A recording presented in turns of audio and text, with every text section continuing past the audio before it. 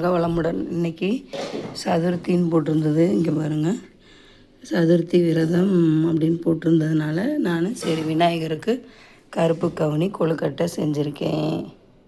வாங்க எல்லாம் எங்கள் வீட்டில் சாப்பிடலாம். கருப்பு கவுனியும் பச்சரிசி மாவு, கொஞ்சம் தேங்காய், வெல்லம், பாவு காய்ச்சி ஊற்றி கிளறி இது ஃபஸ்ட்டு ஃப்ரை பண்ணிடணும். கருப்பு கவுனி அரிசியும் அரிசி மாவையும் நெய்யில் ஃப்ரை பண்ணிவிட்டு பாவு காய்ச்சி ஊற்றி தேங்காய் கொஞ்சம் போட்டு வெல்லத்தை பாவு காய்ச்சி ஊற்றி பிடிச்சி கொழுக்கட்டை, இலை கொழுக்கட்டை வச்சாச்சு. 2 விநாயகருக்கும் படைச்சிட்டோம். பிள்ளையார் பெட்டி.